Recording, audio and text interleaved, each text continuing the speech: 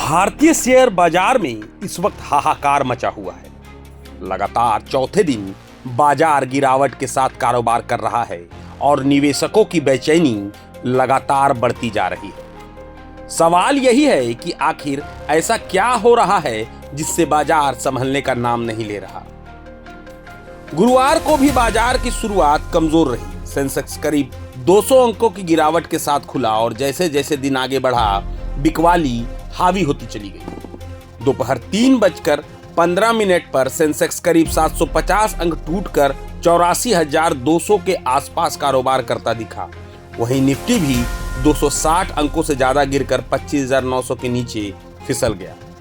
सबसे ज्यादा दबाव तेल और मेटल सेक्टर में देखने को मिला। हिंडाल्को के शेयर करीब 3.8% टूटे। ओएनजीसी में 3% से ज्यादा गिरावट दर्ज की गई और जियो फाइनेंस के शेयर भी लगभग 3% लुढ़क गए। अब सवाल यह है कि इस गिरावट की असली वजह क्या है। एक्सपर्ट्स का मानना है कि इसकी जड़ अमेरिका से जुड़ी है। दरअसल भारत रूस से बड़ी मात्रा में कच्चा तेल खरीदता है। भारत के कुल क्रूड ऑयल में रूसी तेल की हिस्सेदारी 30% से भी ज्यादा है। इसी बीच अमेरिका में एक नया बिल पेश किया गया, सैंक्शनिंग रशिया एक्ट ऑफ 2025।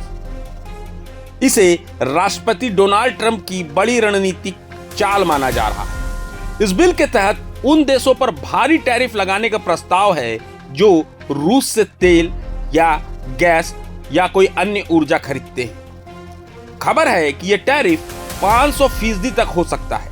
अगर ऐसा हुआ तो इसका सीधा असर भारत, चीन और ब्राजील जैसे देशों पर पड़ सकता है। अगर अमेरिका 500% टैरिफ लागू करता है तो भारत से अमेरिका जाने वाले उत्पाद बेहद महंगे हो जाएंगे।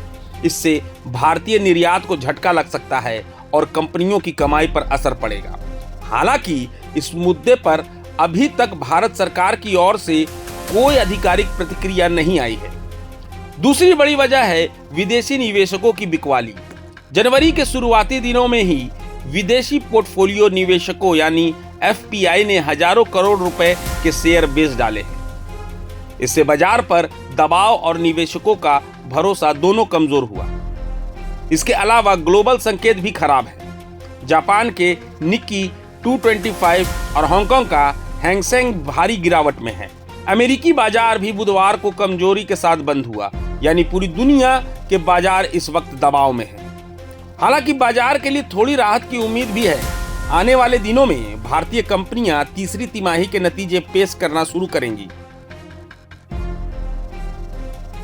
अगर नतीजे बेहतर रहे तो बाजार के मूड में बदलाव देखने को मिल सकता है। लेकिन फिलहाल सवाल बरकरार है, क्या ये गिरावट सिर्फ अस्थायी है या आने वाले दिनों में निवेशकों की मुश्किलें और बढ़ने वाली है। प्रभातखबर.com, विश्वास वही, रफ्तार नहीं।